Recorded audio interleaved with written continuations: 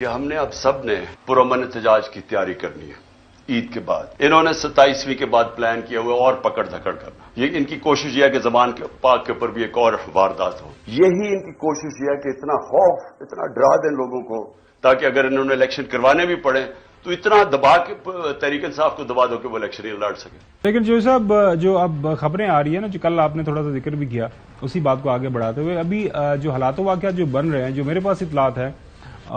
وہ یہ ہیں کہ محترم عمران خان صاحب کو، پاکستان تحریک انصاف کو بے شک پچھلے 3-4 مہینوں سے ناظرین آپ دیکھ رہے ہیں کہ ان کے تمام جو بڑے لیڈران ہیں، the kind of cases they are facing, ان کے ساتھ جو میل ٹریٹمنٹ ہو رہی ہے، جس انداز سے ان کو کورٹس کے اندر پیش کیا جاتا ہے، جس انداز سے ان کو ہتھکڑیاں لگی ہیں، جس انداز سے ان کے سروں کے اوپر کپڑے ڈالے جاتے ہیں، ایک ایسا لگ رہا ہے کہ جیسے اس وقت پاکستان کی سب سے بڑی دہشت گرد جو پارٹی ہے وہ پاکستان تحریک انصاف ہے، جس کو پہلے ممی ڈیڈی اور برگر پارٹی کا نام دیا جا رہا تھا۔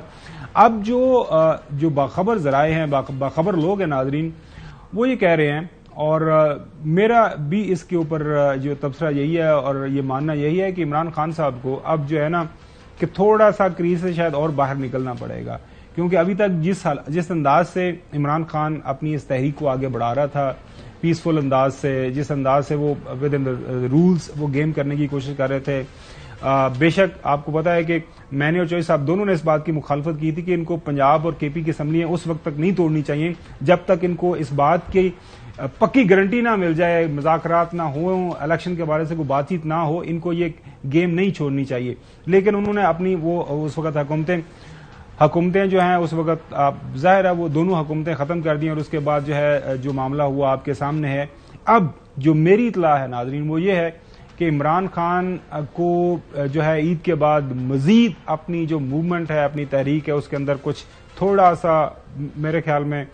جو مٹیریل ایڈ کرنا پڑے گا اور جو ہے زور لگانا پڑے گا، بیکاز جو موجودہ حالات و واقعات ہیں اس انداز سے ان کو الیکشن نہیں ملیں گے، اور شاید ان کو مزید سڑکوں پہ آنا پڑے اور ایک بھرپور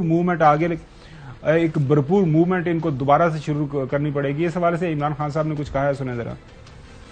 کہ ہم نے اب سب نے پرامن احتجاج کی تیاری کرنی ہے عید کے بعد۔ انہوں نے 27ویں کے بعد پلان کیا ہوا اور پکڑ دھکڑ کرنا، یہ ان کی کوشش یہ ہے کہ زبان کے پاک کے اوپر بھی ایک اور واردات ہو، یہی ان کی کوشش یہ ہے کہ اتنا خوف، اتنا ڈرا دیں لوگوں کو تاکہ اگر انہوں نے الیکشن کروانے بھی پڑے تو اتنا دبا کے تحریک انصاف کو دبا دو کہ وہ الیکشن ہی لڑ سکے۔ اچھا جی صاحب، اب سوال اب یہ ہے کہ ایک طرف مذاکرات کی باتیں ہو رہی ہیں اور ساتھ ساتھ میں یہ کیسز جس طرح بڑھ رہے ہیں، اور آج ہمارے محترم میرے جو پیارے پرائم منسٹر صاحب ہیں شہباز شریف صاحب، انہوں نے ان کے جو ایٹریبیوٹ کیا جا رہا ہے، ان کو ایک سٹیٹمنٹ آج جو میٹنگ ہوئی ہے اتحادیوں کے، اس کے اندر شہباز شریف صاحب یہ فرما رہے ہیں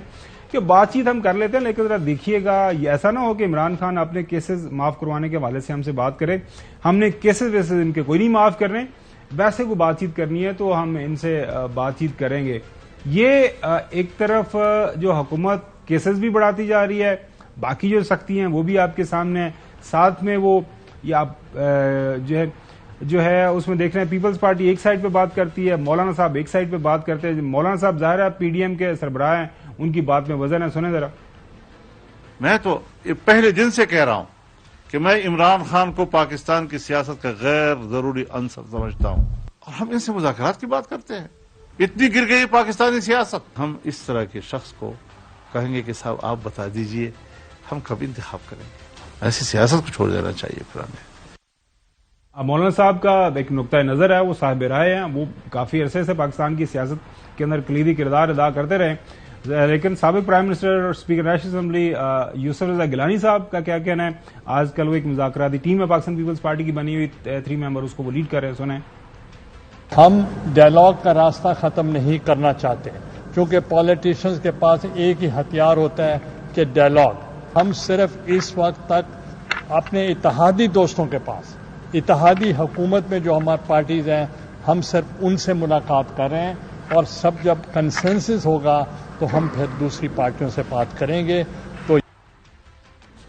بالکل صحیح ہے، کیونکہ آپ کو ناظرین آپ کی یاد دہانی کے لیے حکومت کا حصہ ہے پیپلز پارٹی، لیکن پی ڈی ایم کا حصہ نہیں ہے، وہ آپ کو پتا ہے علیحدہ ہو گئے تھے۔ اب رانا ثناء اللہ صاحب کے پاس ہو گئے، رانا ثناء اللہ صاحب کا کیا کہنا تھا ان کی موجودگی میں، سنیں ذرا۔ جوڈیشری اور پارلیمنٹ وہ کم و بیش جو ہے وہ ایک دوسرے کے آمنے سامنے ہیں. ایسا بحران جو ہے وہ ملک کے لیے جو ہے وہ ریاست کے لیے جو ہے وہ نقصان کا باعث بن سکتا ہے. تو ایسے میں سیاسی جماعتوں کی یہ ذمہ داری بھی ہے اور ان کی جو ہے وہ حب الوطنی کا تقاضا بھی ہے کہ وہ ڈائلاگ کے ذریعے سے ایسی صورتحال کو بہتری کی طرف لے جانے کی کوشش کریں. ویسے تو جو صاحب آئین بہت واضح آئین کو سامنے رکھیں, آئین کے اندر جو چیزیں متعین ہیں اس کو فالو کر رہے ہیں, الیکشن کی طرف بڑھیں, کسی ڈائلاگ کی کوئی ضرورت نہیں, کیونکہ آئین کی موجودگی میں آپ نے کیا کمپرومائز کرنا ہے. آپ کو یہ جو ڈائلاگ ہے, یہ جو بات چیت جو گرینڈ ڈسکشن ہے, یہ ہوتی ہوئی نظر آ رہی ہے, اس سے کوئی نتائج آپ کو ملتے ہوئے نظر آ رہے ہیں؟ نہیں, ایسا نہیں ہے. وہ راست اقدام والی بات جو کر رہے ہیں نا عمران خان, ادھر ہی جانا پڑے گا, ایک دفعہ تصادم ہوگا, یہ باز نہیں آئیں گے. آپ کی نظر میں یہ جو ڈائلاگ ہے یہ نہیں ہوگا, آپ یہ سمجھ رہے ہیں؟ نہیں, it will not go any where. وہ آپ کی نیت نہیں ہے نا. بالکل آپ کی جب بات. ذوالفقار علی بھٹو مرحوم کا, جی پلیز. یعنی جو ذوالفقار علی بھٹو جب پی این اے کی اور ان کا صورتحال خراب تھی الیکشن کے ایشو پر, تو یہ بھٹو مرحوم کی ضرورت تھی کہ وہ ان کے ساتھ ایگریمنٹ کر لے پی این اے. وہ ایگریمنٹ کرنے کے بجائے کبھی مڈل ایسٹ جا رہے ہیں, کبھی کچھ کر رہے ہیں, کبھی کچھ کر رہے ہیں. تو اس کا نتیجہ جو ہوا تھا وہ آپ کے سامنے ہے.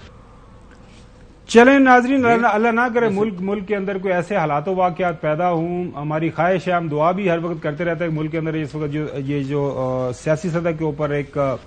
پارا اوپر چڑھا ہوا وہ نیچے آئے اور ملک کا بہتری کی طرف جائے.